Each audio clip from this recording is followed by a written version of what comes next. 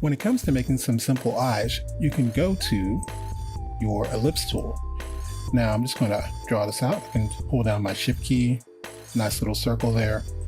Go to my rectangle tool, click and drag out here, and from here, come up to my cutter tool, and then I'll get rid of all the extra pieces here. And I can lastly come back down. Let's go to our brush tool, make this a little larger. All right, but that looks a little plain. So here's the thing. I'll go back to my ellipse tool. I'll click and drag out perfect circle. If I instead go to my contour editor, come really close to here, I'm just going to adjust this a little bit. And so now it looks a little more organic instead of perfect. Let's go ahead and grab our rectangle tool. We'll pull that out, go to our cutter tool, and we'll pull out the extra parts there. Lastly, let's go back to the contour editor. I'm going to hold down my shift key and bend that there, and bend this one on the bottom. And then I can just kind of copy this. I'm going to hold down my Option key, Alt on PC. Let go of the mouse, let go of the keyboard. And we have two different eyes using the same shape tools, but one just looks a little more organic there instead of looking very stiff.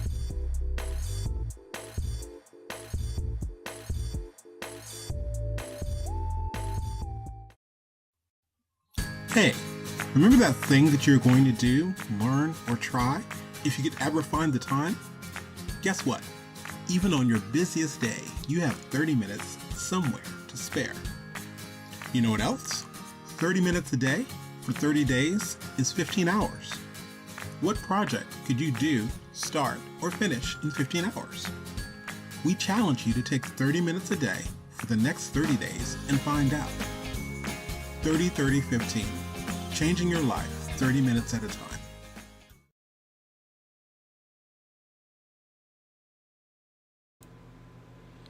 Good morning, good morning, good morning, and welcome to the final day of the 2D Animation Virtual Summit. I am your host, Tony Ross of Tonyteach.com. Welcome. So we have a couple of pretty cool interviews today. I'll tell you one, probably the one I'm probably most excited about. After lunch at about 1:05, we'll be playing an interview with Tony White. And if you don't know who Tony White is, just Google Tony White Animator. And he's been pretty much, it was the first book of animation that I really studied, the Animator's Workbook. So he's going to be talking about a new book he has coming out, which I believe comes out on the 17th here. Why is that not working? Why is that weird?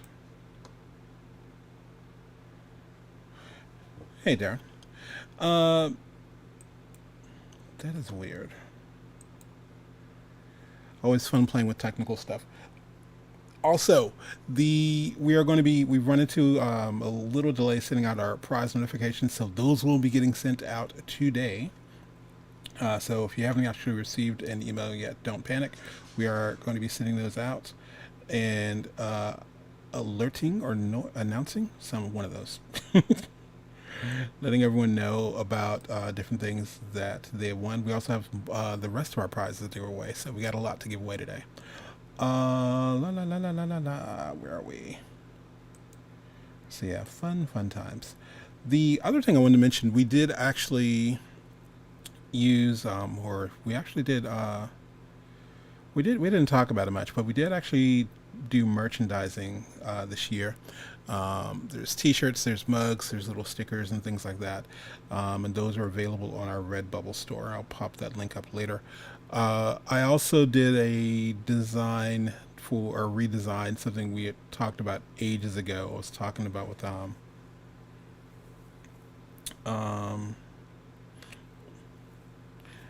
talking about with my friend Elise Lewis, and it was the T-shirt "Animators Do It on Twos." So if you ever go to our Redbubble store and you see something that says mature content, it's just because it's a kind of double entendre kind of weird thing, and even though there's no pictures, it's just the wording is kind of adult-ish. So,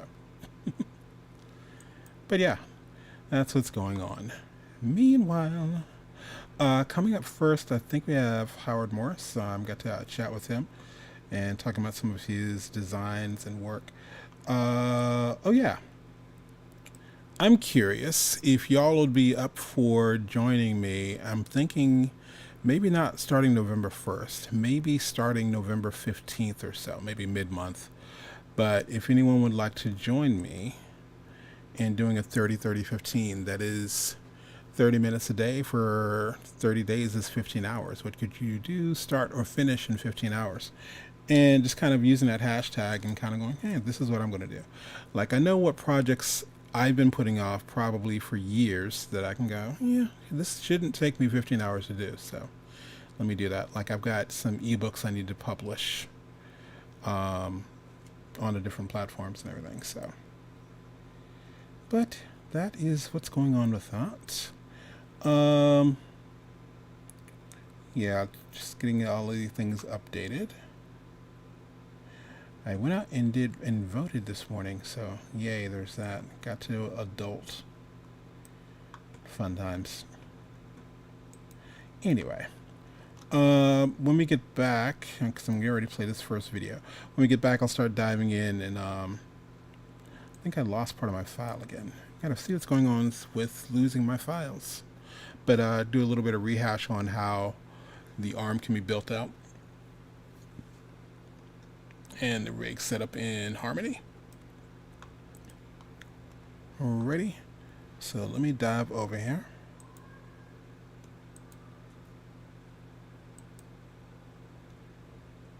Good afternoon. Coolness. Why are my... That is really weird. Those things are normally in a different color. What's up with that? All right. Without any further ado, let's get to our first panelist here. I'm going to see if I can stay on schedule today. All right. And we're going to pull up Mr. Howard Morris and see what he's up to. Hey, this is Tony Ross for the 2D Animation Virtual Summit, and I'm hanging out with one of my colleagues, fellow Atlantean, Mr. Howard Morris. What's going on, sir? What's going on, Tony? How you doing, man? Hanging in there. It's been crazy. It's been interesting. Been eyeballing your work, and I'm said let's talk to you because yeah, liking some of the stuff you've been putting out, man. Yeah, I appreciate that, man. Try to create every day at least a little bit of Excellent. something here and there. All right. So to the people who don't know who you are, who is you and why are you here? Who am I? Well, I'm Howard L. Morris, and I would say I am a creator. Mostly animation, character design, um, anything really, but mostly I just did my first mural, so painting, something like that, and like painting like that, and things like that. So mostly animation though. 2D animation is my passion, but I would love to keep doing. So I would say animator, creator. Cool. So anyone that knows me well enough knows what my favorite brand of software is to mess with. Where do you land? Or do you actually have a favorite thing to work in, or? I've been in Adobe Flash slash Animate for the last 12, 13 years, but I got to learn to put it down and pick up Harmony, which is why, I would say you are the best. You and Ollie are like the top guys to learn Harmony from. So I've been trying to slowly step away from Flash animation and slowly get back into Harmony. I've dove into it a little bit, but not as much as I want to. So Animate would be the no-brainer. I can do that with my eyes closed. So yeah. Okay. So matter of fact, the so dude. So what was that? The little bug that was playing. Yeah, you talking about Ross the Roach? Yeah. Yeah, that's So some that of was an the animate. that was all the anime. I first came up with him back in 2012, and he slowly developed over the years, and it's all been anime. He started off as like this little four-legged, so I put him on two legs, but he's still like six leg. Look at little character I've been working with over the years. Right. So it's all anime though. So one of my actually my biz buddy Chris Cartledge, who's also a guitarist, Mhm. I was showing it to him. He says, "Somebody's been studying guitar." So I was like, "So do you play guitar, or are you just kind of moving stuff around?" I was moving stuff around. I actually bought a guitar back in 2014. I was learning a little bit, but I put it down and I haven't picked it up since. So that was mostly, I want to say, my band in the garage, aka garage band, and Right. I kind of like move some things around to make it sound good. But I wrote some poetry and then I put the like how you just make music and want to play some guitar to it. Yes. So, and over the years, you can see Ross the Roach is always saying some type of different poetry. And I wanted to come up with one with the guitar. So my latest one was with, I think it was called Black. He basically just playing the guitar and, telling how he feels. Cool. So yeah, I've got to. I want to see if I can. I was looking at that, and the one thing, if I may, in theory, we'll have to do a little experiment. If I'm right, imagine taking, and I think you can either do this with After Effects, or you could even do this as far as Harmony, but bringing over an SWF and adding a deformer to that animation, so you could actually, instead of like you just having like a symbol where you're kind of skewing it, imagine you can actually curve and actually still he's still doing all the stuff, but he's kind of bending to kind of give it a little more.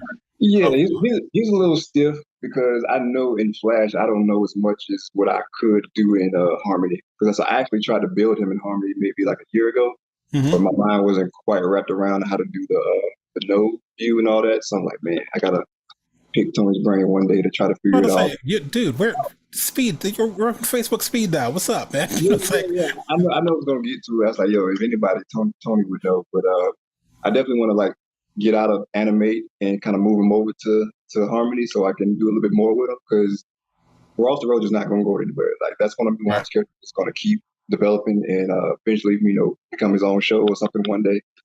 But Okay. I definitely want to like pick your brain on that and get with you one day to try to like advance more and more. There's I did this with a studio. I got to teach them because they had been using, and I don't think I can legally say the name of the studio, but they had been using Flash for about 20 years, and they're like, "Well, we got to hold all these assets. We don't want to have to redraw everything." And so I taught them there is a way that you can bring over an SWF and divide up the layers, and then you're not redrawing it, but we're just rebuilding it. So in theory, let's pencil in a date, and if you're cool with it, we can even do it live. Where I'm going, okay, cool. Let's pull this SWF over. You got all your limbs here. Let's go ahead and separate it, and rig it together in harmony because it's easier than you think. And a lot of people, including myself, I was terrified of the node view, so I had to figure out ways to teach it so it's more comfortable to people. So, Yeah, I agree. Because when I first dove in, I was like, yo, it's like building a brain right now. And just putting so much together right. with it, it was like, all right, eventually I will get it, but it's going to take some time. But I knew you would know more than anybody. The way just watching your demos over the years. I would dare argue I could get you up and running comfortably with the node view and rigging out a character probably no less than a week or so. It's easier than you think. Mm-hmm. It's just, and no disrespect to my Toon Boom family, uh, it's like they've blessed me with teaching a lot of fundamentals courses because of the way I teach it Yeah. and approach it. I think a lot of times people, because harmony is dangerous. It's a I don't want to call it a drug, but I will say it's because once you start learning more, you are so anxious to teach people all this stuff. It's like knowing I don't know, the coolest stuff you know in Photoshop right now. It's not Hmm. basic stuff. So when someone says to you, can you teach me Photoshop? In the back of your brain, you're thinking like, there's this thing I want to show you. It's like, Yeah, and yeah. you get, I think Harmony is so tempting because I've got caught up into myself. I'm going teaching a beginning class and I was like, oh man, yeah, I was going to do this thing. And I remember writing in one of the forums going, how would I set up I'm thinking about doing this way. And it went for about 24 hours and I had to rethink. I was like, wait a minute. If I'm writing a class for beginners and I'm asking a question of how would I do this, then I need to rethink how it's done. So it's like, Well, it's that little thing. I definitely see how simple it can be, but I definitely see how advanced it can be, such as Yeah. like the way Ollie builds his head with the Starbarian. I was like, man, that Yes. that's what I want. I want that right there. Where Yeah. he turns in 360, like I need Yeah. that for Ross. Ross the Roach can definitely do that. Yeah, man. Ollie is a beast. I love and hate him at the same time. Yeah. And he was one of those people that's like, man, if I can only, but I get that one day. Yeah, I mean, because it's you got to realize, and the crazy thing about Ollie, because if you know anything about his background, he started off in stop motion, working for small companies like Aardman, little stuff like that. Mhm. So he's been around for a minute. Yeah, he's a beast. I wouldn't say like one of those god level animators as far as rigging goes. And I haven't seen some of his stop motion stuff, but as far as the rigging and all that in his book, I saw a few of his videos on YouTube. So I was like, man, this is it. This is like the goal to reach at least when it comes to like harmony.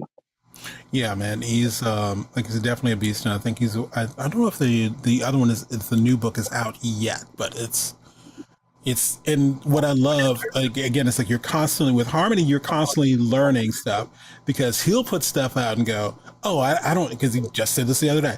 Oh, I don't rig that way anymore. I do it much simpler Yeah. now. I'm like, God dang it, And it sir. just came out with 22, right? So it's more stuff on top of that. Yes, like I got somebody was talking to me something about the new handles in 22, and I got to go check those out. I'm going. They got Mhm. it's like so you don't have to. You're not cluttering up your node view with the little things where you actually grab the little box and move the eyelids or something like that. Yeah, that's all that. Evidently, they've made new handles in 22, and I'm like, wait, did I miss that memo? So I gotta go check that out. Mhm. All right, let me hit you with some questions. Okay. Let me see if I can grab this really quick.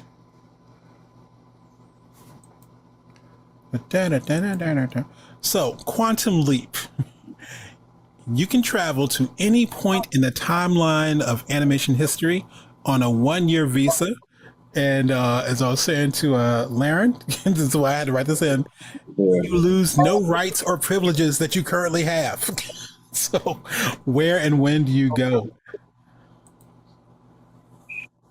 Man, I love the late '90s stuff, like the cartoon Friday days, Ooh, okay. and then like I want to say like X-Men and Hey Arnold, Dexter's Lab. Like that was a sweet spot for me right there. That was like the peak of Cartoon Network slash Nickelodeon. Okay. So that would be a good time. But I do like Richard with Roger Rabbit. So that was like the number one for me. So between Okay. that time with like late '80s up until the early '90s, I would say late '90s, '96, '7, '8 maybe. Okay. Sweet. Mm-hmm. I'm still thinking mine would be I would be peeking over I would love to go to the UPA animation, like looking at all the stuff that they were doing. Mm-hmm. It's like looking at that. There's a story, and I've got to track him down. There's a story that my buddy Joe Suggs told me about the Warner Brothers thing. Like supposedly, when the boss would say, "What are y'all working on?" They'd say, "Oh, we're working on a Roadrunner Coyote." Okay, cool. Next week, what are you working on? Oh, we're working on another Roadrunner Coyote. So they did this for like 3 or 4 times back to back. What they were working on was what's Opera Doc, and then at the last minute, knocked out 3 or 4 Wile E. Coyote ones because those were easy to do really Oh, quickly. so they was working on their own stuff behind the No, scenes. but working on. If you look at the Bugs thing, the what's Opera Doc, the kill the wabbit, that one, they were working on it because it would take longer than the average Bugs Bunny thing to do. But they were like, let's put some extra time into this, and then at the end, knocked out some things that, like, if that's true. Like I always have to double check with them. It's like if that was true, I would love to be a fly on the wall at that point, going, "What y'all doing?" It's Yeah, like, yeah, I feel that. I was thinking the same thing about the Tom and Jerry days, especially okay, playing the piano, like that era. I was like, man, it was like way back in the, I want to say 40s, 50s. I don't know when. yeah. That time period was probably another one I would like to go to. I'm trying to think. There's a guy, and I used to have his.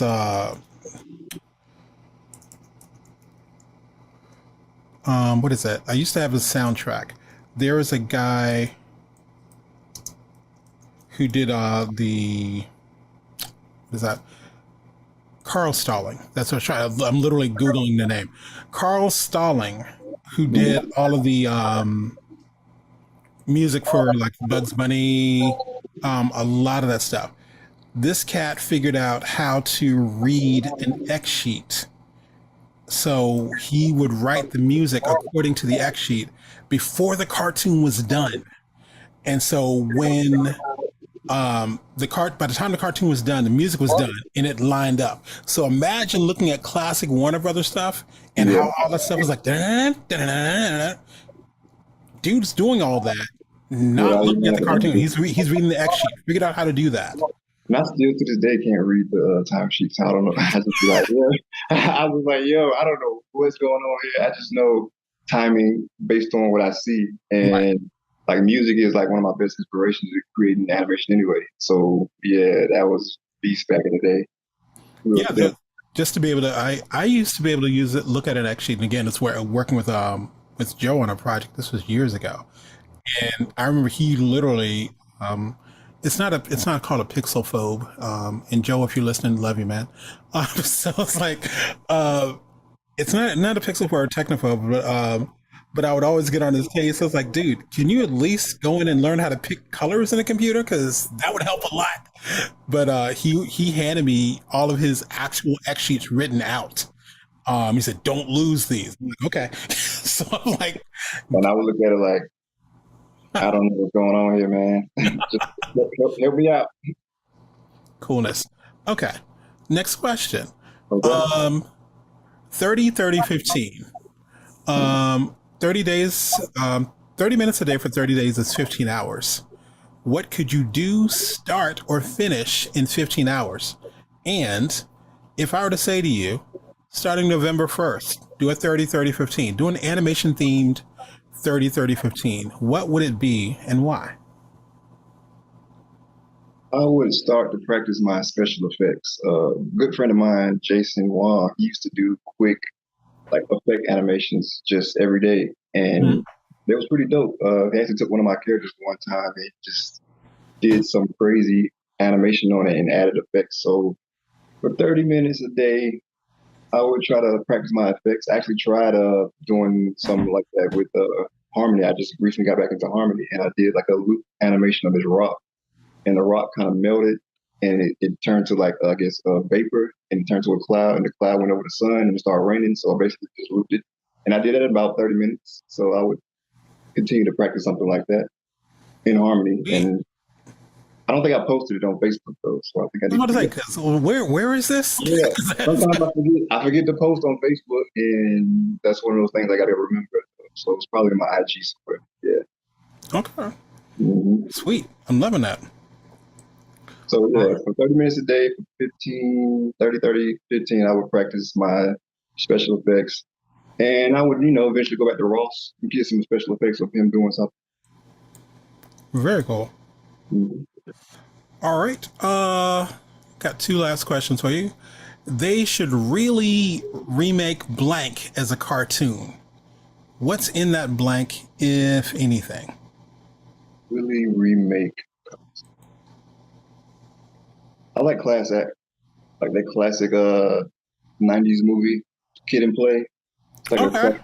So like a coming of age high school story because we all got our crazy like high school experiences and I know I got some stories especially the high school I went to. So I would like something like that along the lines of like Class Act and just telling the dope 90s or any type of story really just with just like family based but with humor, all kind of comedy in it. And Class Act was like one of those movies me and my siblings and brothers and sisters, like we just watched that over and over and over, back to back to back. And that's one of those I can see as a cartoon. So something like that. Okay, now you got me thinking. Um, Back in the day when they were doing when Breaking first came out, Mm-hmm. it's like everybody's trying to revive, and I'm like, no, I remember that ain't nothing but we used to get the cardboard, and get the linoleum Yeah, anyway. breakdance around. Yeah, so the movie Break In and all those movies. Like, imagine how cool that would be, like either as an anime or throw like that a nice little Robert Valley spin on it. So like crazy Yeah, angles. yeah, yeah. Just crazy effects and just pushing whatever. I love Robert Valley stuff. And if you think about the breakdancing, like just even like Michael Jackson's stuff. Like I recently did an animation of Michael Jackson. It was basically just crazy effects of him spinning around and just doing Mhm. crazy dances. So something like that. But along that line of just music, it's always coming back to music for me. So music based things and just crazy effects that I definitely want to like try to practice. And I would say anything like Kid and Play, Class Act, that would be what my go-to if they had to remake something like that. Okay. I actually did. I'm working on my own show, but since college, I want to say it's called Well on Your Way. Maybe people know about it, but is I've been working on a show based off it's like Three Little Pigs spinoff, but Okay. modern, and they're in high school, and it's basically like a coming of age story of Three Little Pigs, Big Bad Wolf. Actually, DeMille was in that class with me, Mill Bryant. So Hmm. we was in the visual development class, and he actually saw it come from scratch to now. So yeah, shout out to DeMille. I gotta call him anyway. it's Yeah, like it's yeah, like I talked to him a while ago. I think like last week, 2 weeks ago. We chopped it up about an hour. So touch base every now and then. cool. Yeah, it's like that's the one thing I love and hate about doing this, because it's like I'm running into and forcing. I've mentioned it before, and one of my colleagues was mentioning it, that this is going to end up being a podcast, because we're kind of juggling around. Is it going to be the Tonyteach podcast, or is it going to be the Summit podcast, Mm. where it's going to be pretty much going all year long, but the big one is still right around this point. But Yeah. yeah, just kind of go there, because I have a list of people like I'm going, and there's a list of at least 3 to 5 people right now. I'm going. We're exchanging emails back and forth, and it's just like now in the middle of the summit, going, let me catch you next week. So it's like, Yeah. so yeah, it's always interested with that. Um, I'm curious on. Matter of fact, this is going to be the next question, the my final question I've been asking everyone. Um, because there's stuff we got to talk about. Yeah, you hit me up for something about a project a while ago. I think it was music, Yes, but I haven't forgot about it. I said, all right, whenever you're ready, definitely. yes. There's what is it? I joke about it. I have to be careful with. You have to be careful how you speak on things. So I used to call them my 1001 bastard brain children, and Mhm. I got to raise some of them. So it's like I have these ideas. Let me get these out. So I got a little. I've talked about 30, 30, 15. So I've got a little time open now. And I've got to dive into stuff. But that leads us into this question. Okay. Given the advances and the availability of software and technology, as well as the growing number of streaming platforms, there has never been a better time in the history of animation for 2D animators to put out their own projects and products than there is right now. True or false, and why? Man, true. Because my passion projects that I thought about over the years blew up because of, technology now, like streaming services and all that. I would say music wise, because growing up, I listened to Outkast my whole life. My brother was all over it, and we used to ride in the car with him. And I'd come up with these music video ideas in my head, but they just always been in my head the whole time. So fast 4 years later, me learning animation, I said, yo, I can do this now. I can actually like start animating some of the ideas I had back in the day. And one of my favorite songs was Spodioli Double's Angel. So I animated a small segment some years back in 2016, I think, 17. Okay. and I just put it online, not knowing it would like blow up. So that was one of those times where like now is the time like I wasn't trying to like get any like recognition or anything. I just like this idea's been in my head for so long. Let me Right. just put it out. And when I put it out, the internet took over and just ran with it. And I did another one, and it just kept going and going and going. So I would say now is the best time to get any type of ideas out, especially when it comes to like music, because like I think like music is like the number one inspiration behind all my artwork anyway. So I hear like one lyric, I could just illustrate like a still shot of an image or any type of illustration, and it's like yo, I'll never run out of like inspiration as long as music is around. So I would say now is the perfect time to do any type of creation like that. I'm liking that. Um, I was talking with Joanna Davidovich, Mm-hmm. and because I was inspired by when she did a music video, and we were talking a couple of years back, and she was talking about how, well, if you ever do a video, just kind of make sure to do your own music, because like if it's the band's music, then they have this. And I was telling her that inspired me to look into. I wanted to do this piece of music, but I was like, instead of me doing their actual song, Yeah. you can legally do a cover of that. Like in the company I was looking into was DistroKid. So DistroKid, like you can put out as many things as you want for like $20 a year, and they handle that. But if you do a cover, Mm-hmm. then you pay like an extra $12 for however many covers you do. So I was thinking like the song that I wanted to actually animate, I'm like, ooh, if I do a cover of this, then I'm not getting any kind Yeah. of strikes from YouTube or anything because it's mine. Yeah. You also get like you're getting money from your music, plus you're also animating to it. So people are like, oh, we want a music video. Do you? How much money you have? Exactly. I was like, I see what you're doing. I want that. I was like, well, can you afford that? Because Yes. it's not an overnight process. And I've Not had a overnight few friends. people reach out where we executed, but I was like, yo, you got to realize that it's a team effort. But most of the time, I do it by myself. But if you want certain quality, you got to bring in other people. Yes. And it's going to take more than just a few. I mean, I can do it myself, but it's going to take a little bit longer than what you're trying to get. You're trying to get a 1 or 2 month turnaround. That's not going to be possible. So you got to bring in like 5 to 10 people. Right. Otherwise, you're going to be looking at a year-long process. So, I mean, I've definitely had some challenges over the years, but like people say, like, "Yo, I see that and I want that. How can I get that?" Well, these are the steps it's going to take. Right. There's a oh man, what is his name? Why is it leaving my brain? Hold on. Um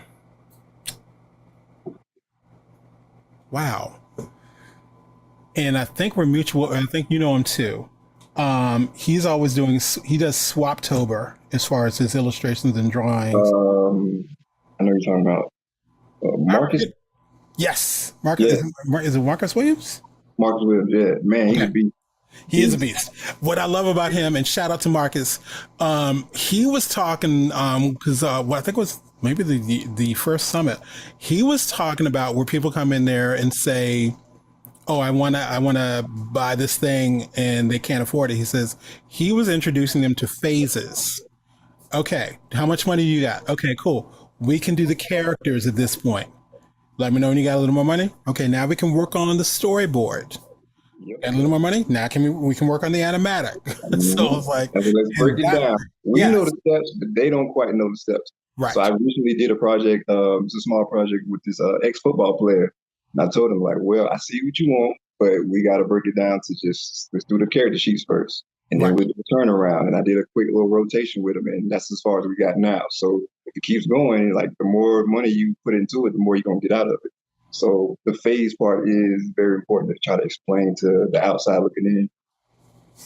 it's like I had a client that said to me, oh, we saw this. What was it? It was a commercial, and it was it Charles. This is years ago, but we saw this really cool animation, and yeah, it's Charles Schwab did this commercial. Do you know why Charles Schwab did that commercial? They have money. Yeah, do big you money. do you have money?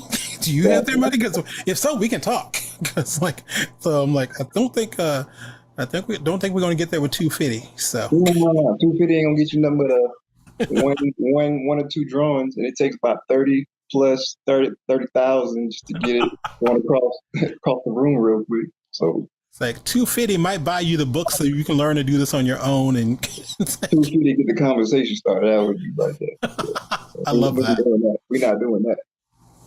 Like, or what's it? What everyone goes to, because I had a client that said, yeah, we want to do a music video. Can you make it look like South Park? I said, are you asking for South Park because you think it's cheap? Because South Park is animated in one of the most expensive pieces of software out there. So animated in Maya. So I don't know what to tell you. I just try to tell them though, the more you put into it, the more you get out. Like the simplest thing can still be complicated. Yeah, Like 30 seconds is 30 seconds, no matter if it's standing like talking heads or you really want this motion to be moving. And sometimes they just don't know. But it's a learning experience for everybody, I think. agreed. Well, we can. This is one of the things that reminded me of. We can do this a lot. But yeah, we got stuff to talk about. Oh, I'm down. I'm always ready. And like I say, to pick your brain with the harmony because I definitely need to catch up. I feel like I'm a little behind on it, but I'm always willing. Yeah, so there's a little project, and I'll say this out loud, so anyone listening knows it's coming. There's a one of my babies is about to be raised. It's called the Director Series. There are several people like yourself that don't know the software, but you know character design, and so it's kind of like we're almost doing a one-on-one training, but it's you get to watch this recording. I'm training you, we're Okay. actually building this thing out. But at the same time, anyone else watching is going, oh, Tony's working with Howard on this. Oh, Tony's working with, for example, because I don't know if DeMille's picking up on this up, but DeMille or whoever, or like there's a couple of character animators, character designers that I know that have mentioned they want to learn this. I'm like, hell, let's rig out one of your characters. Let's show you how I would draw this. You know We're how gonna you do we're all gonna that. rig out Ross though. We're gonna start with Ross. That's the simplest, complete character. I got a 360 already, so we can just pull him on in and then just bring him to life. Okay, let's do that, man. Yeah. All right, y'all heard it here. Got to set up a landing page. Yeah. Cool. All right, this has been Tony Ross for the 2D Animation Virtual Summit, hanging out with Mr. Howard Morris. Say bye. Peace. Have a good one, man. All right, man. Take it easy.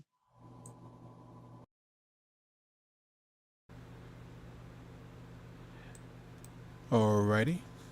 DeMille Bryan in the house. How you doing, sir? Thank you for introing me to Marisa. Got a really cool thing off of that. So yeah, it's Howard and I were talking. One of the projects that's coming up, 1,000 Vampires. Technically, it's not called that, but simple production rigs in Toon Boom Harmony. That's going to be coming out. I believe it's next Friday. We were trying to get it out by this Monday, but it's going to be coming out next Friday. And if you would like more information on that one, I want to say, where is that one at? Is that what I'm looking for? Yeah, there we are. You can go to signup.1000vampires.com, and yeah, that's our simple production rigs. But the second thing that's coming up is the director series.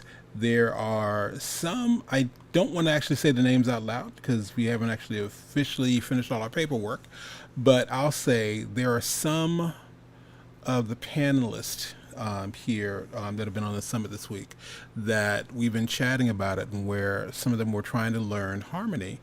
And the new series coming out from Tonyteach is called the Director Series, where it's I'm working with either directors or character designers, people who I know, love, and trust that don't know the joys of the dark side of harmony. Kidding. Don't know how to use harmony yet.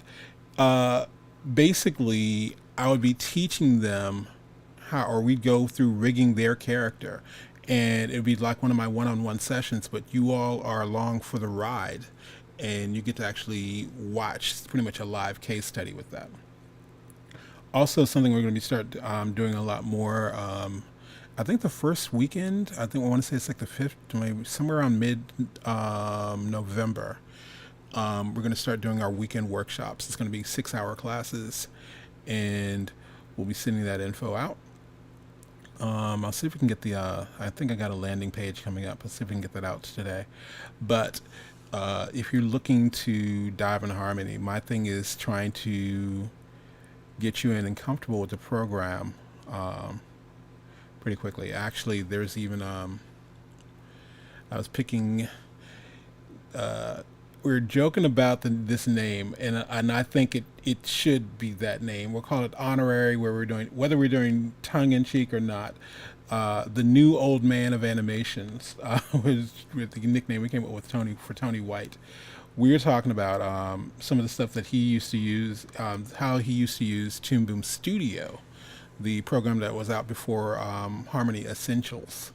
And I was like, okay, I want to peek over your shoulder and let's talk. Let's see how we can do something similar to that, because I'm trying to get not just the technical aspect of software, but I want to get my animation chops up to par, as it were.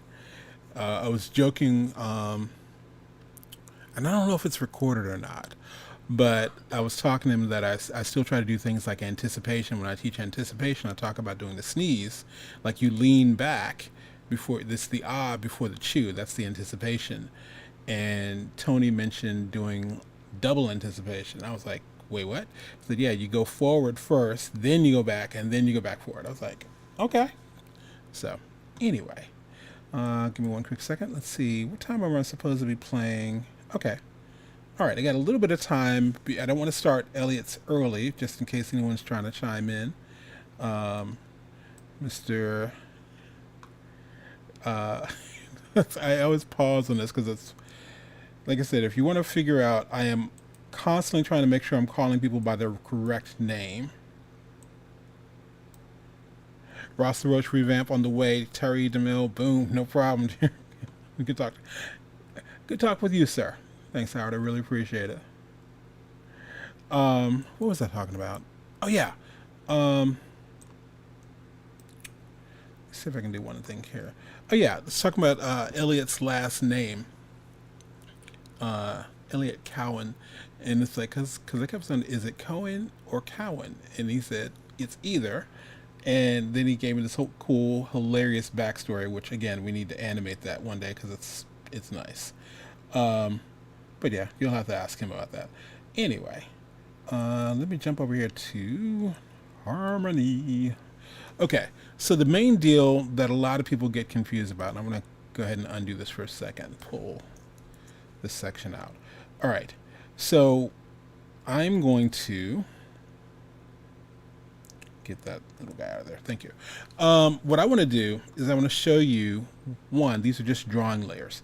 And if you're using Flash, a drawing in Harmony is like a graphic symbol on steroids. That's the best way I can actually point it. Every time you think, well, yeah, I've got to make a symbol. We have symbols in Harmony. Most people don't use them. I use them occasionally if I'm using Harmony Essentials, but I rarely use them in Harmony Premium. Anyway, I have these three drawings, and the way I've got these connected in a node view, I can literally, let me think, I'll select the hand drawing here. Let me go to my transform tool.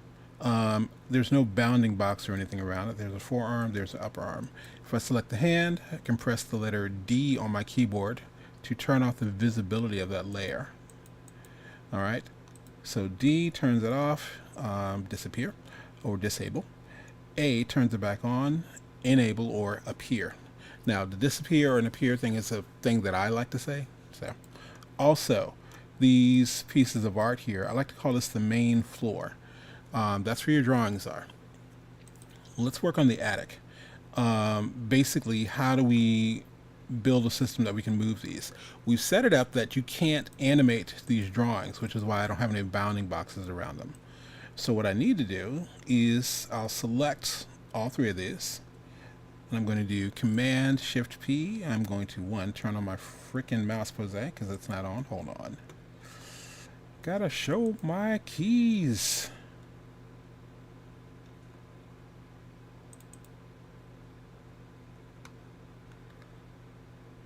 right, you're there. Okay, so let's select all of these. I'll do Command Shift P. That's Control Shift P on PC. And now notice they're bounding boxes. There's one for the hand, forearm, upper arm. Notice the pivot point for all of them is the exact same spot because by default it drops dead center. So here's the deal. One, yeah, I'm going to need a peg for the hand. I'm going to need one for the forearm, but I'm also going to need one for the forearm and the hand because I need these two to move. Of occasion, I want them both to move at the same time. And the same thing with the upper arm. So to do that, we create additional pegs for our forearm and our upper arm. So I'll select both of these and I'll do Command Shift P again.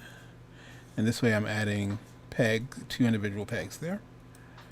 And the other thing I need to do, the way this thing was designed, someone actually did some really beautiful circle joints. And there's even a little dot in the center there. So I'm going to grab all of my artwork in my node view. And let me turn this, come down to my timeline, I'll toggle these to outline mode. So you can see again, circle up top, circle down here, circle on the bottom. But I can see exactly where I should set that pivot. So for the hand, I can grab my little advanced animation tool here. And I'm going to move where that pivot is. So that's there. And the trick of why I made both of these at the same time. The forearm, as well as the forearm, what's called a forearm master, need to have the exact same pivot point. So if I grab both of these, now click and pull that in. All right, same thing with the upper arm. I'll grab both of those. By the way, I'm using my scroll wheel on my mouse, zooming in and out. I'm on a Mac, but I am a huge fan of Logitech, so I'm using my trusty M510 as my definite go-to for a mouse.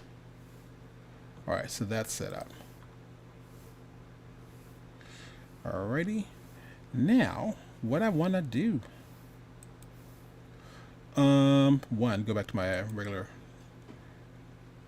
transform tool. I can turn these back on as far as our outlines. And the way the node view works is, okay, there's the hand, great. Hand, I'm going to change this name. So this will be the hand plus forearm. All right. And we'll take this guy, we'll pull another cable and connect it to the hand. So it's hand, then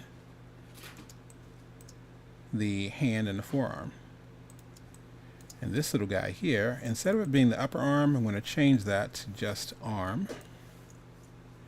And we'll do MP, as in master peg. Technically, this one's a master peg, but anytime you're connecting more than one peg that way. Let's move that up. Connect this extra cable here. So on my timeline, yeah, this is why you go node view versus everything, because timeline starts to look a little crazy. All right, versus looking here, you can go, okay, great, I have my artwork and node view etiquette. For those of you who are doing stuff like this and going, yeah, man, I got it working. It does work.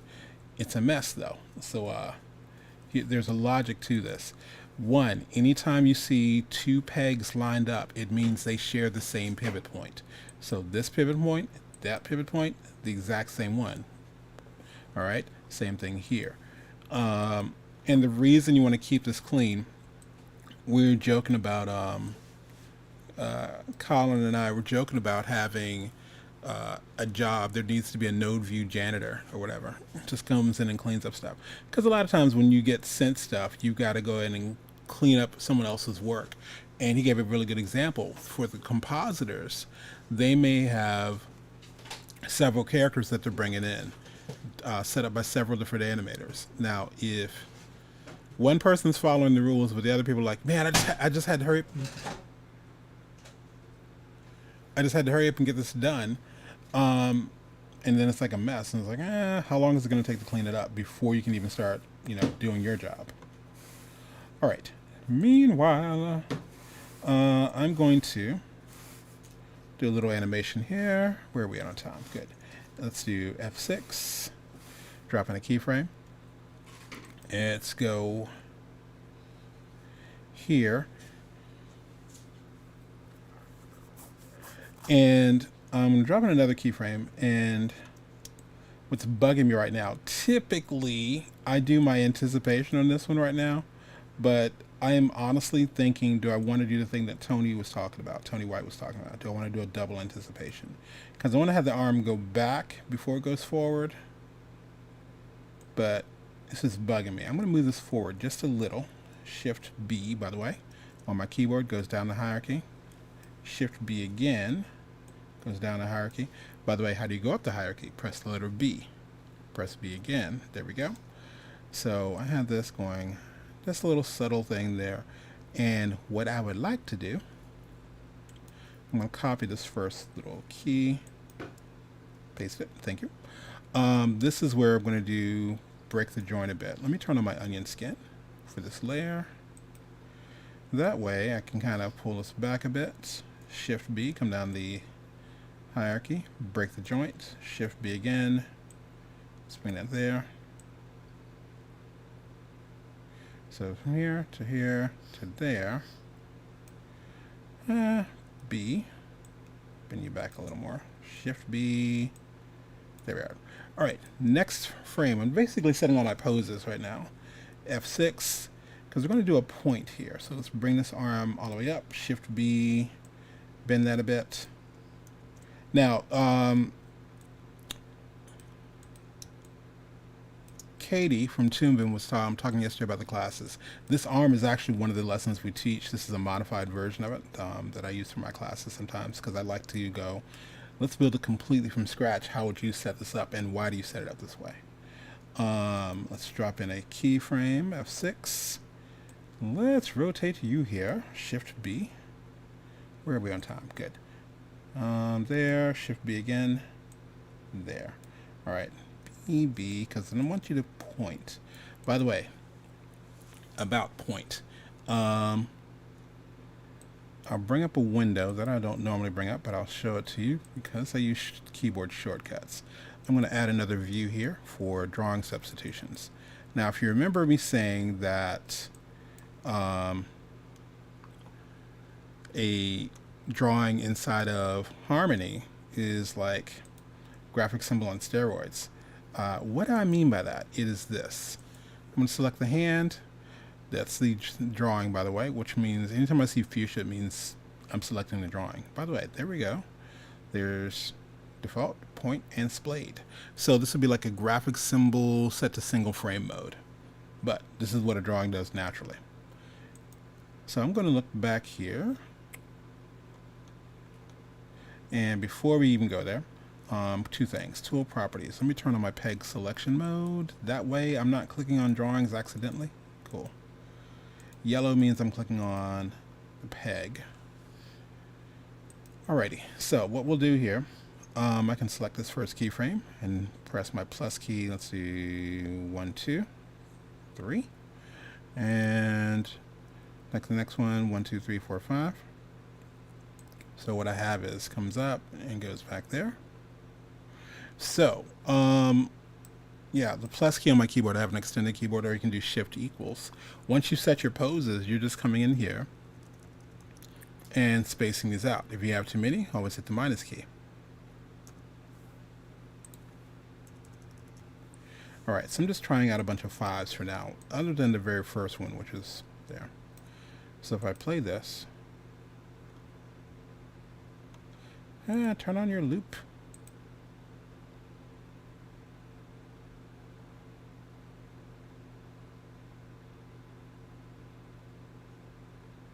I don't know if I like that one. I haven't learned it well enough to like it yet. I'll put it that way.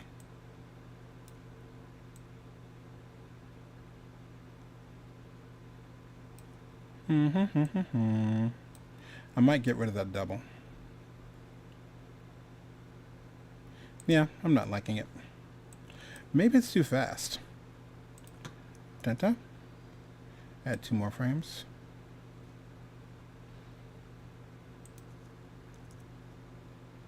And so I'm just literally selecting my keys and adding until this looks right.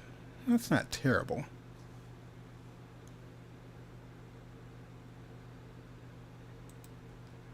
You're there. 1, 2.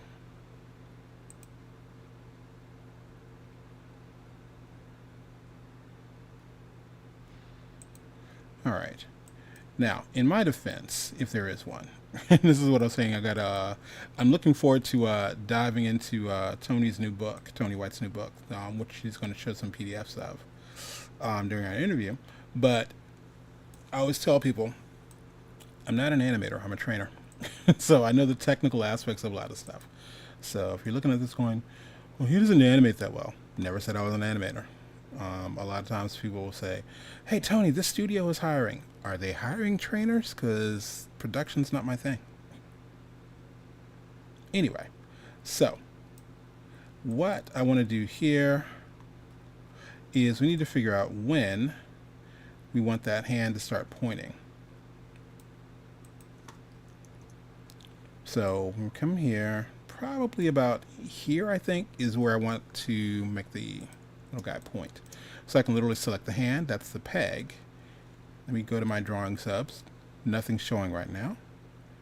So if I do Shift B, I go down the hierarchy, so I'm selecting the artwork. And this is where I can grab. Hey, there's our pointer.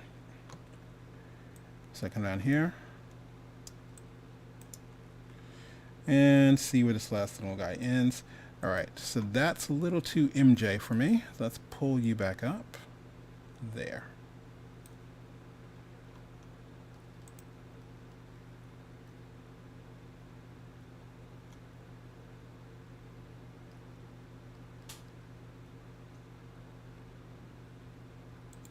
Now, how many things did that do? Is that too many? Maybe pull one of those back. Minus. Where are you? Okay. I'm looking at when the point is actually made. Okay, that's better. Now, I'm going to do a quick little overshoot trick here. Grab the last frame here, the last keyframe, copy it. And since I've copied that key, I can now manipulate this one, stretch it out a little bit more. Let's do Shift B, go down the hierarchy, break our joint, Shift B again, break this one, B. Maybe I'll skew this a little bit. The one thing that I don't think people do enough is this stuff is vectors. It's not written in stone, so you can actually manipulate it. So I did all that, but I did copy that keyframe, so I can come in like what, a couple frames later, paste that original key, so overshoot and settle.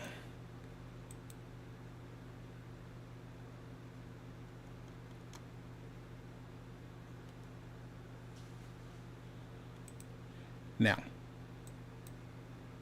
let me do, again, this is going to be some quick down and dirty little cleanup on my artwork. This is not the way. But I will show you this interesting thing. I always teach this way first. We have our artwork, that's our main floor. I like to call our pegs, that's our attic. Let's go in the basement and fix up some of these little lines here. The deal is with the artwork, now the other reason I like to say that these are graphic symbols on steroids, for every drawing you have 4 sub-drawing layers. So if I go to the drawing tab, like this is the line art. So it's like traditional animation where you actually draw your lines on one part of the cell. And here is the color art. There's the fill. Line art. There's fill. So like traditional where you paint the line on one part of the cell, then you flip over, then you paint the color. That's what's going on here. And the beauty of doing this here is we can add in some nodes to pretty this up because you're thinking, yeah, you don't normally see cartoons look like this. So if I bring in something called auto patch, I need a patch here to cover up these little lines in the middle.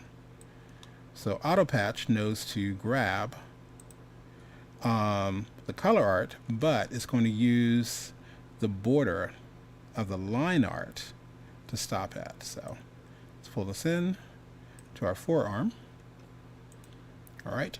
Now this little line disappeared, but also our outline disappeared. Not worried. So the forearm comes down here to the middle, and we still have that line here. The reason is the hand, this peg, excuse me, this whole cable here, whatever's to the left is in front. So I can literally take our forearm peg, move that to the front, and now we've patched out the elbow and the hand.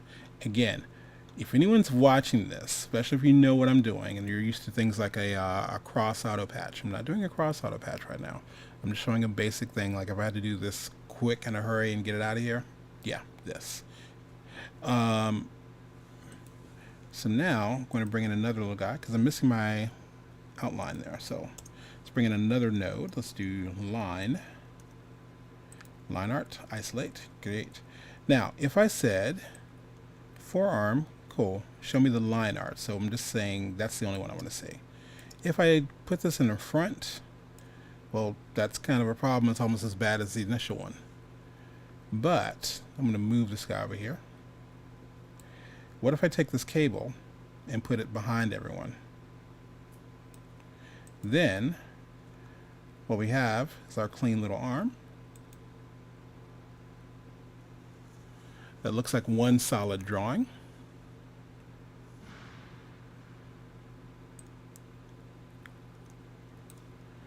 And the one last thing I'll show you, this is cool, but if we were traditionally drawing this, we are probably drawing some sort of fold or crease here. Right now it's like kind of Stretch Armstrong, a little doughy. So what I'm going to do, let me go back to my drawing view to show you this. Line art, color art, line art, color art. Remember we have 4 layers? What if we copied the line art and went to overlay and got rid of these little top and bottom pieces here, like this. Now this is already here. We don't see it though because auto patch only shows the color art kind of trimmed out by the line art there, and overlay is not visible yet. Which, let's see, what is that little guy? So what I want to do here, let's press return. I'll type in over. Here's our overlay layer. And I like showing it pretty much at this pose because you're going to see the immediate effects of this. So bring this down, place this in front. And now we have a nice little fold in the arm there. So if I click here, bend the hand, notice that nice little work. This is also why the pivot points were extremely important. But yeah, there we go. And this is pretty dynamic as well. Like as this comes out, you can see that little line disappears.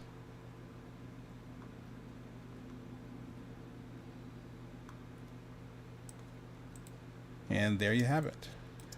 Simple little arm move.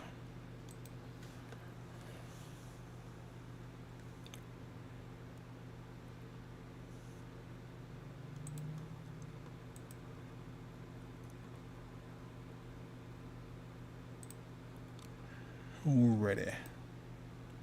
Hey Barry. Okie dokie. Where are we?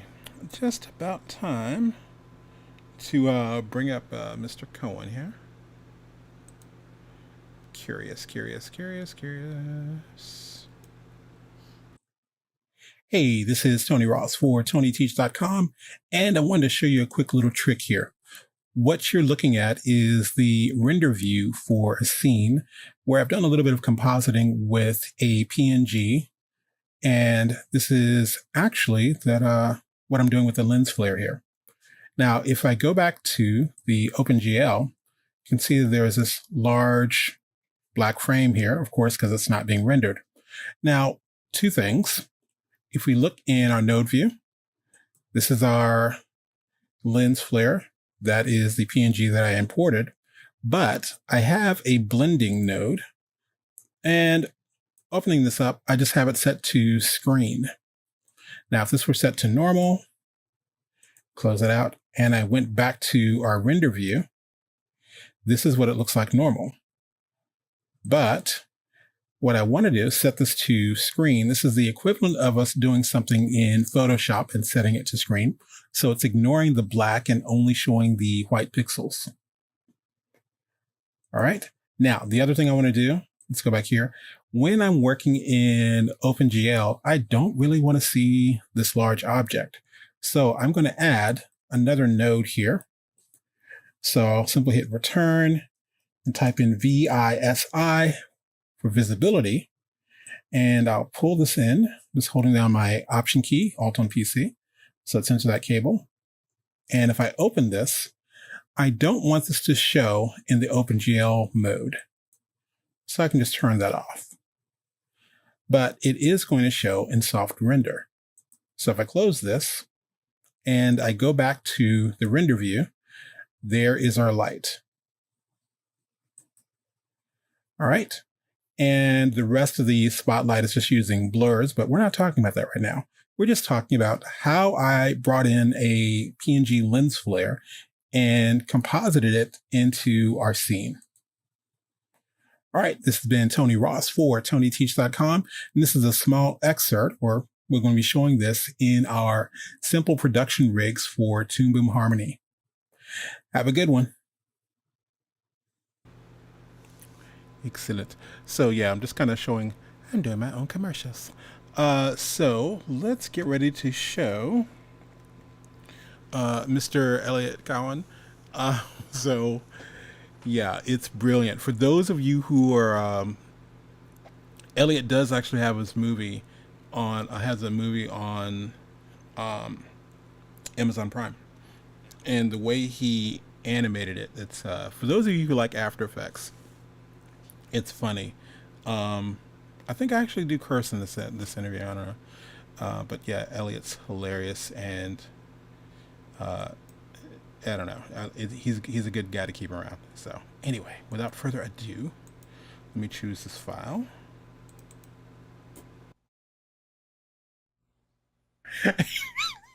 Hey, damn it.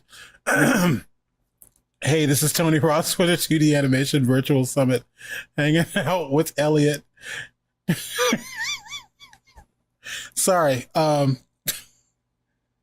Very amusing friend of mine, very talented individual, twisted sense of humor.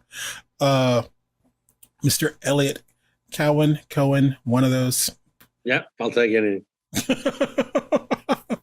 Now, if you're wondering, because if anyone watching this, you've known every single time you hear me say, hey, did I get it right? Did I get it right? And I'm normally checking ahead of time. So if you want to know, is it Cowan or is it Cowan? Elliot can tell you later, but it was like with part of what we were laughing about. So awesome. How you been doing, dude? I'm good. Busy. Busy is good. Yes, it's good. I'd like a little more time in the day, but yeah, it's good. Awesome. So how about I'll do the thing that I do with everyone. It's like, tell everyone who you are and why you're here. Oh, well, I'm Elliot, as Tony's already told you. I'm here because I'm involved in the animation industry, and I do a lot of work, and I have my tentacles out in a lot of directions, and I know a lot of people, and I like to show off my work, and I've made films and television and commercials, and I teach, and I'm very involved in our industry on a day-to-day level. Cool. Yes, I still like your I don't know. I still love the. Oh my gosh, what am I forgetting? The something in Roundhead or. Box Head and Roundhead. Thank you. Sure. Sure. Just forget the most important thing I've ever done. This is the reason you're here. It's like, yeah. I was sharing that with someone recently. So yeah, man. What have you been up to lately? Anything new? Any new films you're working on, or? Well, I've not done a lot of animation for a long time. Although I was just mentioning the other day to a friend that I don't do a lot of physical animation anymore, but occasionally I have to do a demonstration in class, and it's always terrifying. And I'm always happy to see that it turns out pretty good. And I still haven't forgot what I'm doing. What have I been working on? Mostly a lot of digital illustrations, some sculptures, polymer clay and epoxy clay, and a studio that I work with are just sort of embarking on the early stages of a new film that I can't really talk about, but it looks very exciting. So I've been sort of sniffing at that a little tiny bit. Very cool. I think. Oh, and I also directed the animation, 3 minutes of animation for the opening titles of a film that is about to be released called Who Invited Charlie, where we were sort of given Sally Cruikshank as a kind of jumping off point. And we sort of threw together a 3-minute piece of animation about the film, and it's about COVID and stuff like that. So that's the biggest thing I've done recently. Very sweet. Like I said, you're just the quote unquote from an independent animator standpoint. You are kind of one of my heroes on that, and I love picking your brain on how did you do it? If you're going to do it again, how much money and all this other fun stuff. Oh. What do you got? Well, curious. It's like, hey, I just watched your film. I want you to make another one. I'm going to write you a check right now. How much would you need, and how long would it take you? Are we talking about a small independent film? Small independent film. A feature or a short? Ooh. How long? How short is the short? How long is the long? Well, a feature film, I think, is like 71 minutes. Okay. I think it's something that's Academy rules. It's something like that. So anything less than that is actually a short. So you can have a short that's 50 minutes. Okay. If I was going to direct another animated feature, yes, I would like to. I did my first one with $80,000 from the Romanian government. It was supposed to be 120, but they squirreled off the remaining 30 or whatever it is, 40. I would do it for probably 500,000 to $1 million. That's how I would like to do it, because when I made the first one, I had to do it while I was actually working, juggling family. So it was kind of like a part-time gig that I did whilst doing other jobs and teaching and being a parent. So if I was going to do it again, I'd still do it for a very small amount of money, because the less money you have, the less they bother you. That I would definitely do it. How long would it take? I could plan to do it in a year and a half, full time, probably with help. That's where that money would go to for the most part. Yeah. Very cool. Now, because you did that a few years back. The feature's called, by the way, the feature is the Stressful Adventures of Boxhead and Roundhead, which is a feature based on a series of shorts I made, and you'll find that on Amazon Prime. Loving that. So, question. So, with the technology that's changed, are any of the changes helped, or did you pretty much be building it out the same way?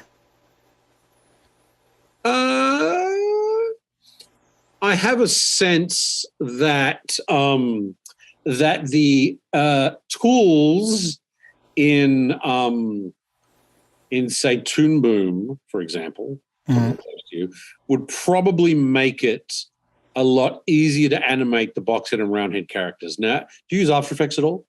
I do use After Effects, yes. All right. So the way that I animate Boxhead and Roundhead is ridiculous. Okay.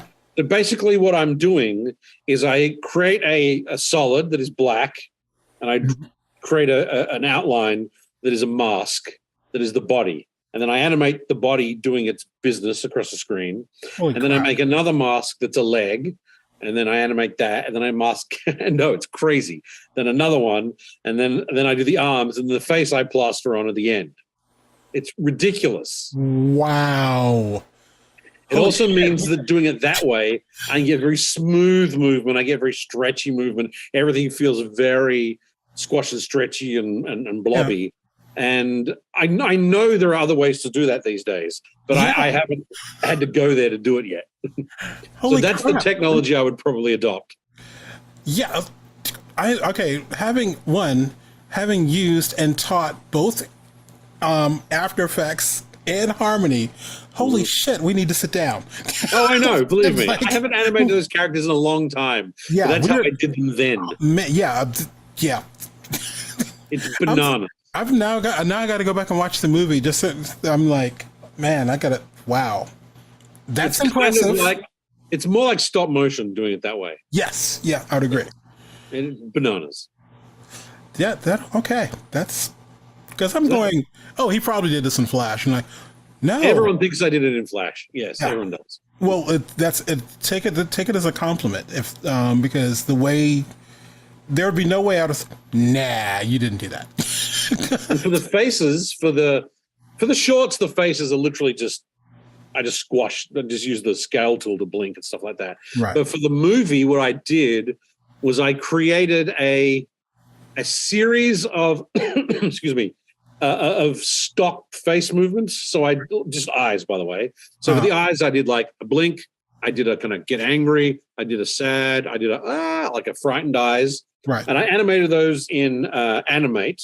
Okay. And created a quick time of those with an alpha channel. And I just used, what's it called in After Effects? Time remapping to just paste those reactions onto the faces as I went. And the mouths, because the mouths don't really move to the dialogue, they're just like a straight mouth. I just used the puppet pin tool just to wiggle the mouths when it moved.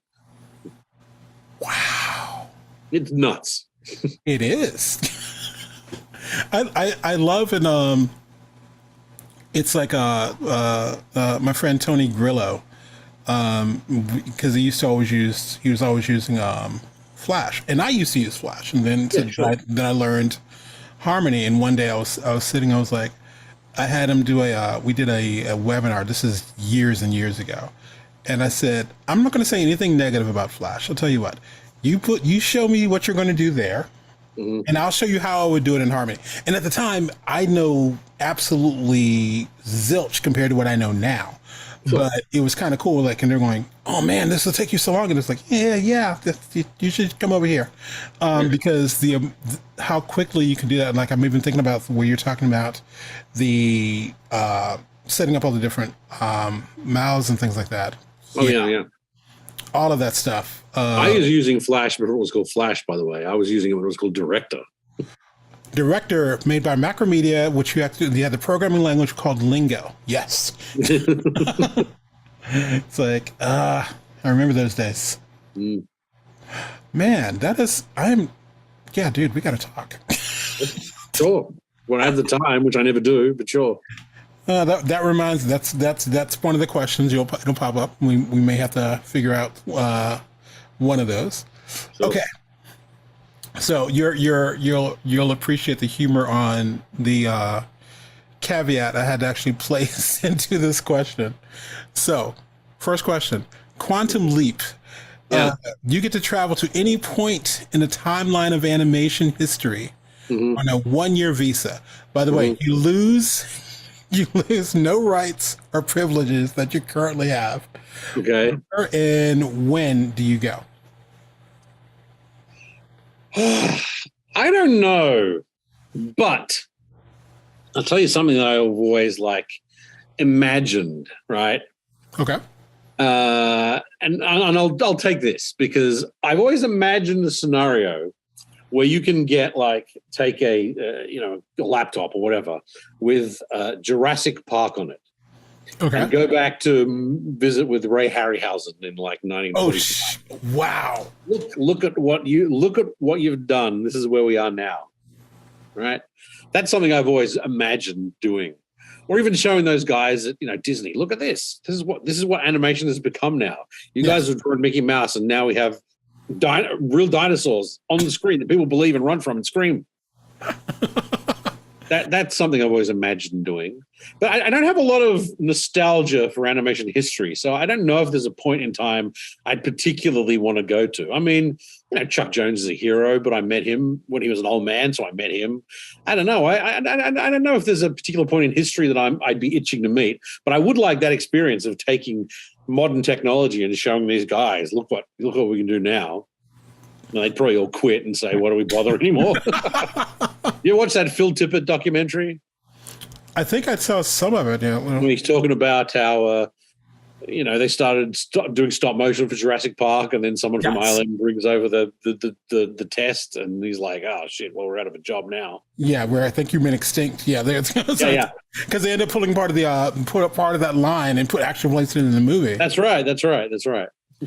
Yeah, I think about, and I watched that even because Tony White was talking about this, and even my late mentor Lou Hertz was talking about it, where everything started shifting over to computer and not being on paper.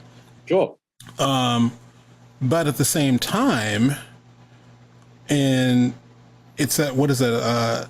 They were able to do this stuff in a computer, but it moved like crap. So they had to have the traditional people go, by the way. Oh yeah. That's a pretty little pixel thing you've got going there.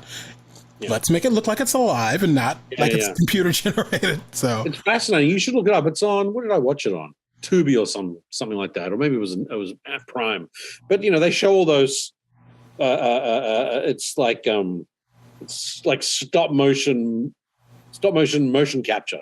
Right. So they're animating the puppets that are then taking the fascinating stuff. And then doing like the tweens.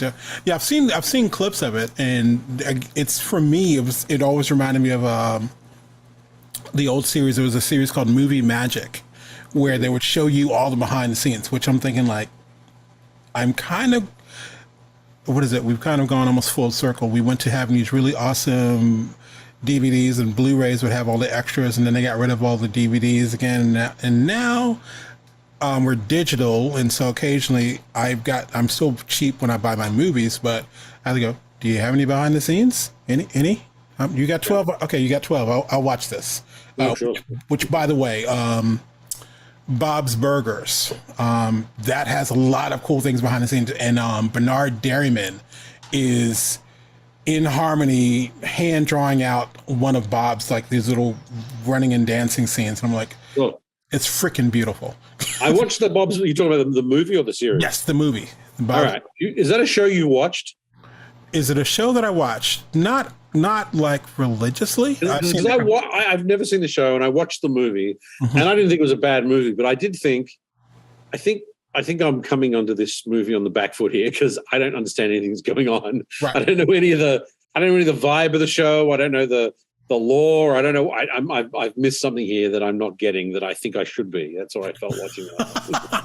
I knew enough. Like, I would probably say I've probably seen, I think, maybe under 10 episodes. Mm-hmm. I don't know what's on this season or this other season or anything like that. I think one of the funnier ones, without getting too political.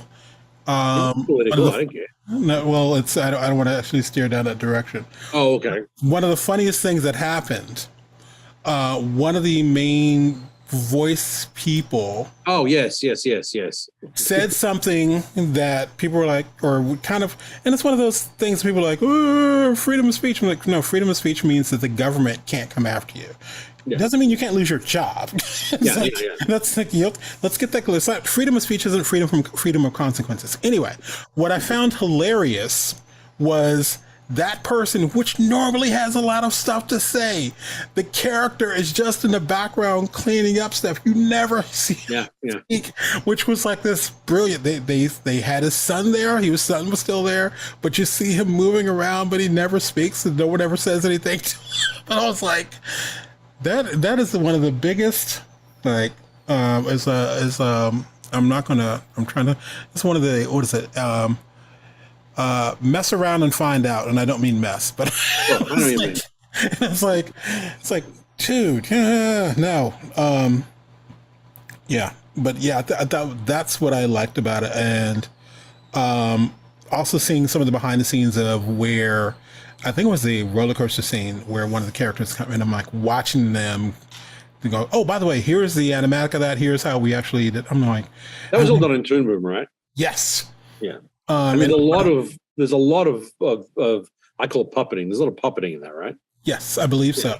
But I think a lot of it, and that was the one weird thing where, how much is puppet? How much is, are you drawing out your pencil lines or pencil, excuse me, and then coming in after that and cleaning up. So, but yeah, that's an interesting thing. Now back to the original question. I still think I would love to kind of, I like the thought of looking at UPA stuff. Sure. Being able to look over their shoulders. Yeah. But to your thing, I often think about, hell, we grew up, we're close in age, so video games was freaking Pong and then like, all that weird stuff. So imagine showing the video games we have now. Oh, sure. Yeah. It's like, or if we showed some of the movies to, I always joke around, if you showed movies today to the kids back in the Leave It to Beaver times, would they absolutely swear? I mean, they freaked out at the radio broadcast of War of the Worlds. What would happen if they saw the visuals? So yeah. So, meanwhile, speaking of not having enough time, 30-30-15. What could you do, start, or finish in, what is it, 30 minutes a day for 30 days is 15 hours. What could you do, start, or finish in 15 hours? Okay. Me personally? Oh, go. Sorry. Yes. So, if you did an animation-themed 30-30-15 for the month of November, what would it be and why? Specifically for the month of November? Well, whenever. I was like, let's say you can say, hell, I'm going to do on January. I'm going to do a 30-30-15 thing. Whenever it is, what would you do in an animation theme one? I'm curious. Well, my theory always is if you can do a bit of character animation, for example, right? I would keep it simple. You make it one simple idea, and it's, for example, a character trying to pick an apple off a tree, or a character trying to unlock the door, or a little piece of animation that showcases your animation skills. That's probably what I would do. Ooh. You know, like a gag cartoon, which is like one shot locked off with the character trying to get the apple off the tree or trying to climb over the fence somehow. That's an assignment I give my students, actually. They have less than 15 hours to do it. But I'd set a predicament for a character. Okay. And then animate the shit out of it. That's probably what I'd do. Love that. Then you can just do a whole bunch of keyframes, get it the timing right, and then just do between it, and it's magical. I'm like, I've got to look over at your syllabus one day. So, like, anytime. I totally miss, I being a trainer, I was joking with it that, everyone kept saying that I thank you for being so patient. I'm like, what do you want me to do? Yell at you? I'm a trainer. No.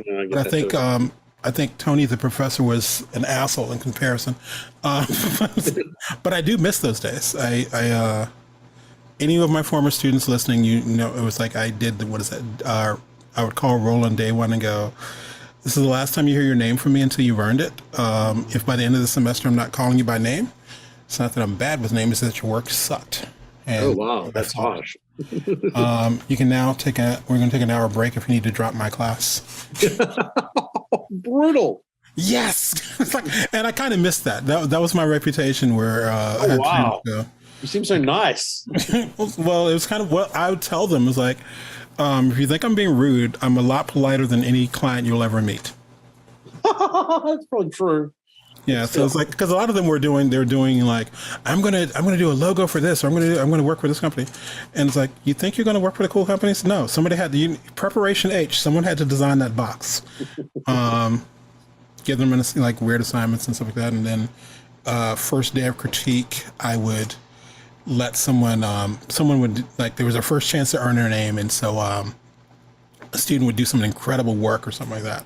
And depending on if I knew the student well enough, I'd kind of tear them a new one and go like, I asked for something simple and perfect. This is neither.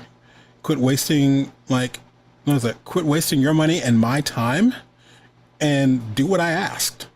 I said, anyone else have anything to say about this project? And the class is like silent. So, and then I'll go, just kidding, you've earned your name. By the way, who disagreed with me? And everyone would raise their hand. Then why didn't you say something? You need to be able to disagree with me. Don't freak out. Speak up. So yeah, I miss teacher Tony, but I like trainer Tony. He's a little softer. I was gonna say trainer Tony sounds like I like him much better. It's like, yeah, I was like, I'm not here to be your friend. I'm here to teach you. Shut up. Anyway, all right. So I digress. Yeah, that's all right. I'm curious. Yes. Because we've had our conversations. You've ruined every Pixar movie for me. Thank you. And by the way, I'm going to say, I don't want to go down the tangent of this. So the first time I interviewed Elliot, he's talking about how Pixar, they're supposed to be doing this whole thing about stories, and you can correct me if I'm saying this wrong. He said every Pixar thing is two characters and they go on a journey to find something or find something like that. It's actually, it's a straight character and an annoying character go on a journey and rescue something. Almost every single one of their films. And I was like, damn, I hate you right now. It's pretty much most of them.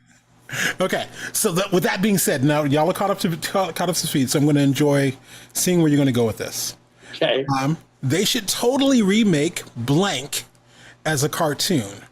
What is in that blank, if anything? Evil Dead 2. Oh shit. Okay. Damn. Okay. And okay, whose style is it done in? Oh, I don't know. Either maybe Spider-Verse. Ooh. Okay. Or you could really go, it would work beautifully in that very full style of Disney animation. It'd be great Spider-Verse. It'd be great stop motion. Are you kidding? Oh, wow. Okay. Especially with today's stop motion. Yeah, that'd be incredible. Yeah. Dude, you're evil. That's Evil Dead. I know. Evil Dead 2 is a very silly movie with some very silly stuff in it. So I think it would be perfect. Wow. Okay. Evil Dead, the animated series. That is. It's like I was not expecting that. Bruce Campbell's already a caricature, you know. That is, man. That would be okay. Damn. I think that, and what would be cool about that is because especially when you have people who are getting like older or they can't do certain things, they're like, but you still got the voice, so okay, let's make this happen. It's interesting you bring this up because there's a lot of projects that either make an animated film or they make an animated film into a live action, right? Right. But I actually think that a lot of the films that they adapt to animation, I often think would be better as hybrid. So as beloved as How to Train Your Dragon is, I would like that film a lot more if it was like actual live actors with CG dragons. I would like that film better like that. And I think there are a lot of movies like that I think would probably work better as a hybrid than just a straight animated film. That's a very valid point. I mean, if you look at something like Lord of the Rings, right, which is, I mean, the movies of How to Train Your Dragon, they're wacky and silly. You know, everyone's got an American accent or a Scottish accent, which of course Vikings did not have. So it's obviously it's stylized, right? But I don't know. I feel that a real world connects you to the characters when you believe that the real people are having real interactions with the dragons. I think it's more emotional. You get more of an attachment to it. That's what I think. Interesting. Lord of the Rings is probably a good example of that, which is like real people in this sort of man-made world, but everything else around them is obviously it's created by CG. I would have to go with it. That's like, damn. Now I want to see that. I'm sure we will one day. That's like the The argument I used to have was my mentor, because he would say, "But why is it animated? But why is it animated?" Yeah. Like, I love the show. You'll see where this is going in a second, because it's not connected. I love the show Daria. Oh, sure. Yeah, yeah. And I remember showing it to him because I was so excited, and he was just like, "Oh, it's just this." Now, mind you, this is my mentor Lou Hertz, who was like an animator during the UPA time. So it's like, so he's like, it's this, and I'm like, but it's neat. But why is it animated? And I didn't have an answer at the time. So years later, I figured out what my answer was when I started working on my own things that are quote unquote dialogue driven.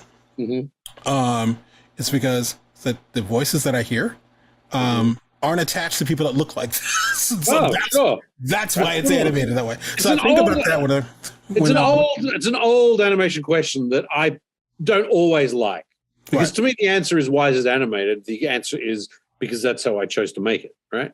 That's the medium I decided to work in. I mean, that's why.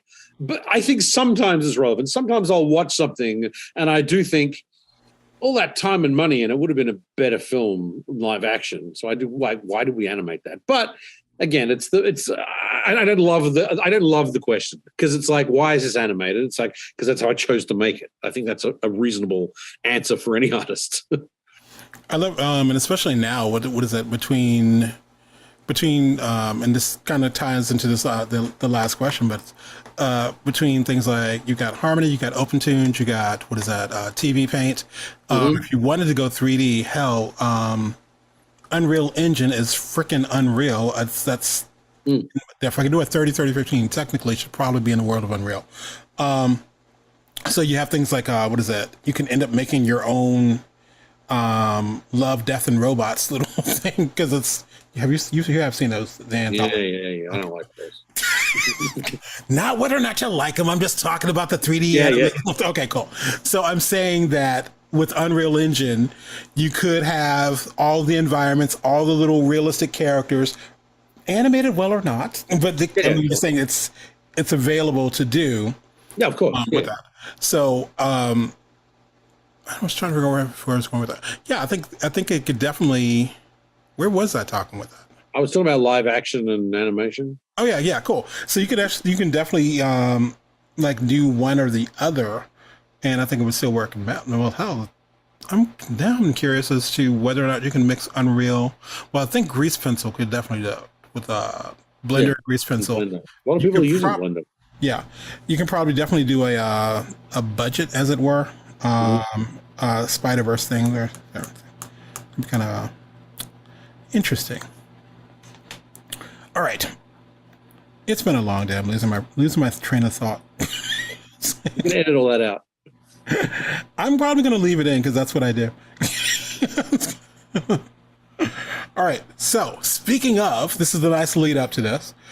Given the advances and availability of software and technology, as well as the growing number of streaming platforms, there has never been a better time in the history of animation for 2D animators to put out their own stuff than there is right now. Do you agree or disagree, and why? I agree in principle that yes, it's the best time to put 2D for 2D animators to be working, and for them to be getting their stuff out there. But that doesn't necessarily mean anyone's going to see it. That's the proviso.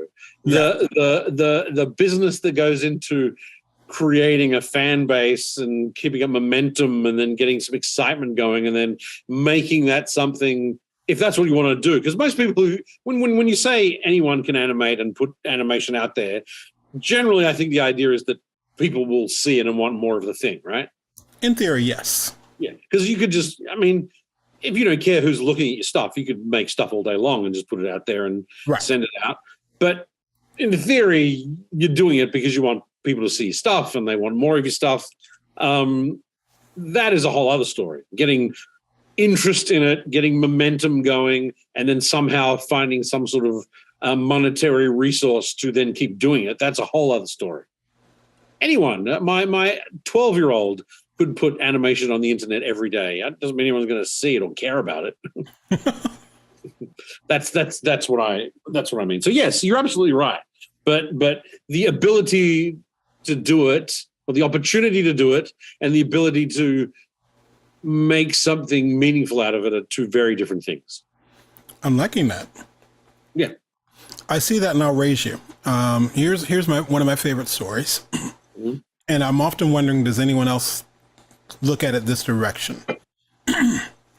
There was an artist, I'm saying was, they still exist. Artist, illustrator, Bobby Chu, C-H. Oh yeah, I know Bobby. Okay, cool. So you'll appreciate this. Cool. So I first ran into his work because of the covers, and he'd do like things in the magazine Imagine Effects. Yeah, I remember. And I'm like, oh my gosh, this is incredible. And then I would look, and on his site, he would make, oh, by the way, you can buy a print of this. And I remember this one particular one. It was a little boy, and this big Debo of a grown man had stolen his tricycle. But the little boy comes back, and this is one single little illustration. Little boy comes back. He's got this freaking, not even a pit bull, but it looked like maybe a boxer. But the thing was like Godzilla sized. Yeah, I think I remember it actually. And the little kid, he's pointing to him, and I'm thinking like, oh man, I'm going to buy that. And it was like $35. And I kept going, I'm going to get that. I'm going to get that. So Bobby's always about the thing of like, they were like, hey, if no one's hiring me, I'm going to make a little book of here's all these different cowboys. Here's all these different cats. Yeah. So meanwhile, they keep doing this, and some dude named Tim Burton or whatever ends up picking him up to do character design for some small movie called Alice. Sure. And everyone and their mother figures out who he is, and you go back and like, all these are sold out. Shit. It's like, and they were just gone. It was like, and so I think about, as you said, the momentum, or what is it? My least favorite C word, consistency. Oh, right. Sorry. Where I'm from, that's another word. I was like, I love your face when I was like, I'm going to catch him on this one. Okay. Yeah, because like anyone, whether you're talking animation, I follow a lot of people that talk about selling their classes and things like that, or doing something on YouTube. It is about being consistent. Oh, absolutely. Yes. What is it? There's a show that, I don't like saying it on camera because I don't like giving that energy out there. But when I'm teaching my students, there was a YouTube channel of, we'll say, a very aggravating fruit. Don't say the name. Sure. Okay. And I remember looking at this going, what the hell is this? And who's this animation? It's not animation. Like they superimpose stuff on there. What the hell is this? And I remember talking about how crappy it was. And then I was going to show someone else how crappy it was. I'm like, wait a minute, why did I have this many followers? That was a big jump. And then I looked up later and I was like, how do they have this many? Okay, they're putting out something every week. Yeah. They have way less videos than I've made, but they're being consistent. They're not doing feast or famine. And then I look up and like, oh, they're on Cartoon Network. They're what? And then later on, I'm walking through Walmart, and I see their branded toys, and I'm like, you got to be kidding me. And so I use that as a lecture when I'm talking to some of my colleagues, because they'll be building out these beautiful things. I'm like, yes, it's gorgeous. It'll take you maybe 6 to 9 months to do a single short. Meanwhile, we have aggravating fruit that's out there that they're able to knock out something in a week. I mean, habit is more important than motivation. Habit is more important than anything, really. Habit is more important than talent. Because you make a habit out of it, you're going to get better at it. Yes. Quit making sense. Sorry. Damn it. Instead, just look for inspiration. Look for inspiration everywhere in life. I don't think he meant that. Dude, man, that is yeah, that's the habit. Hell, if I can get the habit of stressing out and just eating lettuce, I'd be skinny. Like, so angry, I'm going to eat this whole head of lettuce here. Anyway, dude. Any closing thoughts for you? Nope. Just for everyone who likes to draw, keep drawing, keep making, make a good habit of it. embrace your limitations and put knives in the chest of your fuck ups. I feel like I might have stolen that from Jorge Gutierrez. That sounds like something he would say. That is freaking brilliant. Thank you. Dude, it's been real as always. Like I said, I got to pick your brain on some stuff because Sure, write me anytime. Coolness. All right, thanks, Tony. You're quite welcome. Glad I could accommodate you. Oh, I'm sure. It's like it's like What we can say, it's www.elliot.com for all your art needs. Yes. Oh my gosh. Look me up on the Tweety and the TikTok and you'll find me. Just me, Elliot. Speaking of buying stuff that before you blow up and sold out, I'm gonna need to order some of your sculptures. It's only. I can say, power of life and death are in the tongue, dude. Speak it. Yeah, come and buy some stuff. I got art and everything. Co. All right. Cheers, buddy. This has been Tony Ross for the 2D Animation Virtual Summit. Signing off with Mr. I'm just watching you sway, man. Dude, I told you, I was like, I'm recording during the summit, which I said I wouldn't do, but I'm like, yay! I look pretty good here, you know. You do actually look good. You don't look as old as you did last time. So no, I turned 48 last week. Oh, good grief! I remember 48. Shut up. I love when you said we're about the same age, and I bet you he's 5 years older than me. Oh yeah, I'm a bit older. Yeah, okay. Well, congratulations on 48. Thank you. All right, cheers, man. I'll see you next time. Bye. Cheers, buddy. Alrighty. So there was Elliot. I think I did the thing. Where is his? Can I add that? No. But yeah, Elliot does do some really cool. I think I'm spelling that right. 2 L's 1 T. He does some really cool sculptures and paintings and stuff like that, and it's pretty affordable. So definitely check that out. Alrighty. So what we're going to do. Where's the truth from Elliot? Yeah. That's why I keep him around. Like I said, he ruined every Pixar movie for me. So I'm like, all right, what's he got to say this time? So, all right. So we're going to take a break and go grab some lunch. So we'll pop back on at 1 o'clock Eastern Standard Time. So it's a little bit over, about an hour and 5 minutes or something like that. But when we come back, we'll be playing, and I'm going to play it in its entirety. It's going to be Tony White's interview, which, again, it's just kind of awesome. Because I was telling him, because he was like, well, I'm kind of rambling. I was like, dude, if you told me you're going to tell me a recipe for chocolate chip cookies, you're friggin' Tony White. I'm going to listen. So anyway, so make sure to sign in, and I'll see if I can find a short link for it. His book isn't out yet. I think it comes out around November 17th, but you'll see some of the previews of what's in the book. Holy crap. Not to take anything away from the Animator Survival Kit by Richard Williams. This, and he talks about some of the things about that, where this is what you would do before then. So it's kind of like like Richard Williams is more like geared toward if you're already animating, so you're already in the business. So what if you don't know anything? How do you start from the very beginning? And it looks incredible. So I'm excited. Anyway, gonna run, go grab something to eat, and I'll see y'all at 1.